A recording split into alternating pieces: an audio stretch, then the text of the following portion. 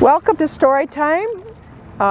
Miss Mary at Leelanau Township Library, and today we're reading stories about fishing, going fishing, and we are down at the Northport Marina break wall, and we have my granddaughter Jocelyn again and her grandpa out fishing. So today my first book is 10 Little Fish, and you can all count with me. 10 little fish swimming in a line. One dives down, and now there are 9 little fish swimming round a crate. One goes in, and now there are 8 little fish swimming toward heaven.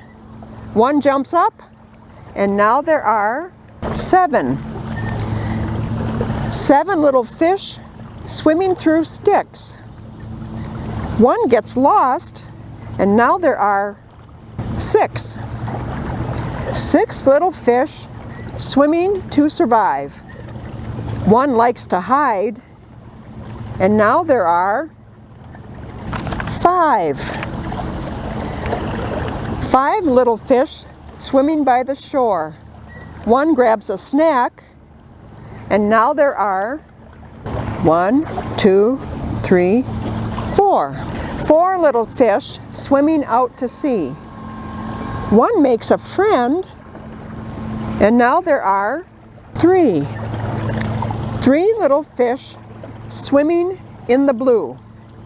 One waves goodbye, and now there are 2 little fish swimming in the sun. One takes a nap, and now there's only 1 little fish. What will he do?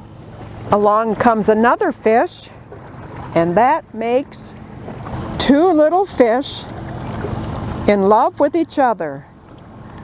Soon one is father, and the other is a mother. But mother and father don't count this time. Just 10 little fish swimming in a line.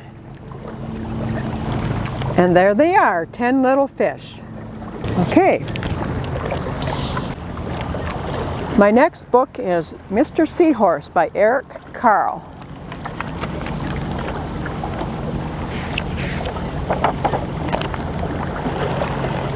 Mr. and Mrs. Seahorse drifted gently through the sea.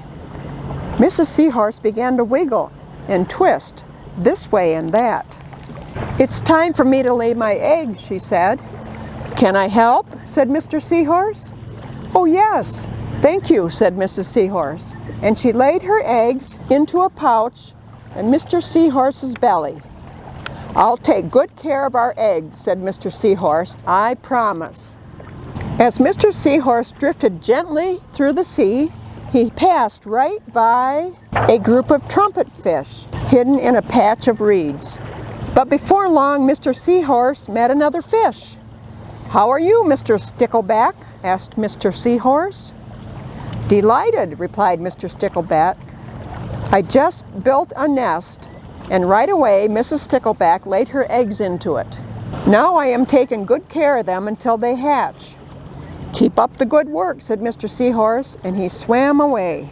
As Mr. Seahorse drifted gently through the sea, he passed right by a lionfish hidden behind a coral reef. But before long, Mr. Seahorse met another fish. "How are you, Mr. Tilapia?" asked Mr. Seahorse. Mr. Tilapia couldn't answer. His mouth was full of eggs. I know," said Mr. Seahorse. "Mrs. Tilapia laid her eggs. Now you are taking good care of them until they hatch." Mr. Tilapia nodded his head. "You must be very happy," said Mr. Seahorse, and he swam away. As Mr. Seahorse drifted gently through the sea, he passed right by several leaf fish hidden among the seaweed. But before long, Mr. Seahorse met another fish.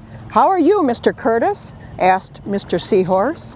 "Perfectly fine," replied Mr. Curtis. "Mrs. Curtis laid her eggs, and I have stuck them on my head. Now I am taking good care of them until they hatch." "You are doing a good job," said Mr. Seahorse, and he swam on his way.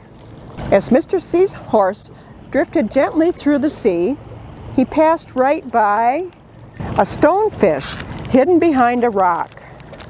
But before long, Mr. Seahorse met another fish. "How are you, Mr. Pipe?" asked Mr. Seahorse. "Couldn't be better," replied Mr. Pipe. "Mrs. Pipe laid her eggs along my belly. Now I am taking good care of them until they hatch." "You should feel proud of yourself," said Mr. Seahorse, and he swam away. But before long, Mr. Seahorse met another fish. "How are you, Mr. Bullhead?" asked Mr. Seahorse. "Tip-top," replied Mr. Bullhead.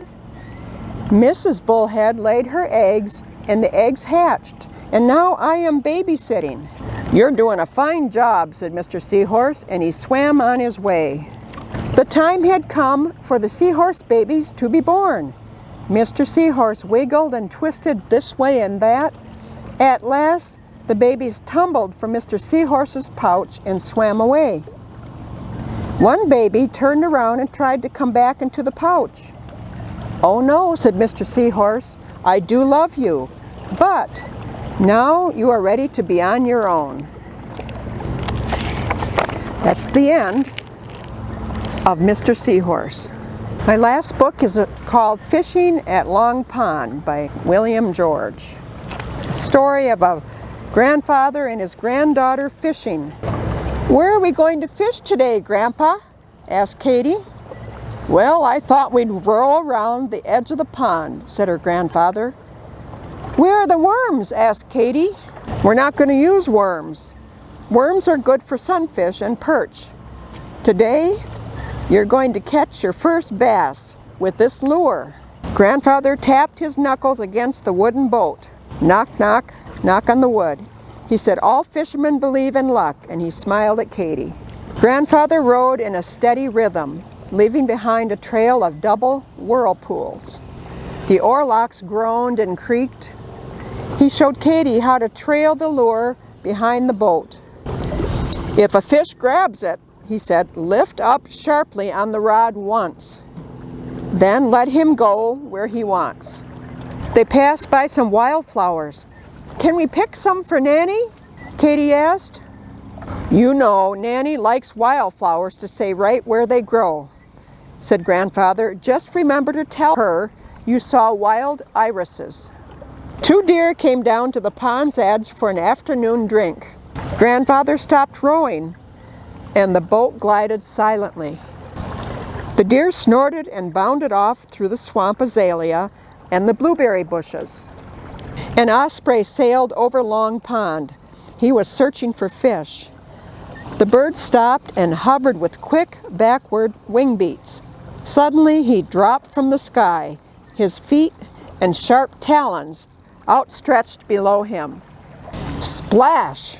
The osprey plunged into the pond and flew out, beating the water frantically with his wings. A large, wriggling perch was locked into his claws.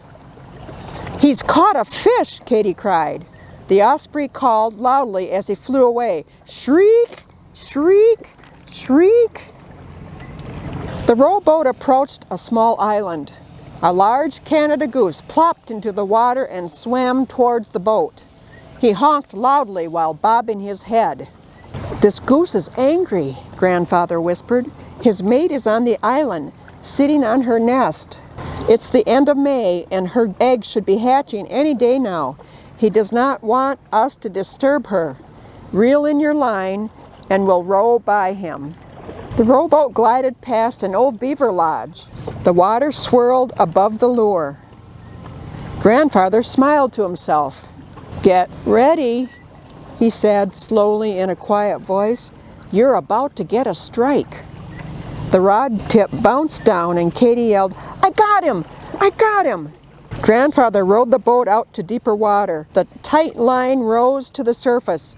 "He's gonna jump," Grandfather said. "When he jumps, don't pull back hard." The bass leaped high into the air, shaking his head. The fish made 3 more jumps, each lower than the last. Then Grandfather was able to lift the fish up into the boat. "A 2-pounder for sure. Look at that," he said proudly. "Why, he's barely hooked at all, just under the skin. It was your light touch that caught him. Grandfather slipped the fish into the well under his seat and began to row. Swallows soared and dove through the air, catching insects in their mouths. A beaver swam toward the outlet, dragging a green branch in his mouth. "Let's reel in your line," Grandfather said, "and get ready to tie up at the dock. Nanny's waiting for us. We've got fish to cook for dinner." And there's their boat at the dock. Okay, this week the craft will be a hanging fish craft that I'm going to show you how to put together in a little while. This is the way mine looked, and you'll get to make one too. Okay, so I wanted to show you how we make our hanging fish craft. First thing, you'll lay out the cord on your table. You get 2 of each design. So you lay your cord out on the table. The head goes first, and then there are 3 designs you can put wherever you want along the fish's body. Those 3, and here is the tail at the bottom. And you'll see there's 2, and what you want to do is sandwich the cord between the 2, lots of glue, stick them together, put one underneath, lots of glue, stick them together, one underneath, lots of glue, stick them together, and so on all the way up the cord. We'll do it like this. And the head. And they're all stuck together.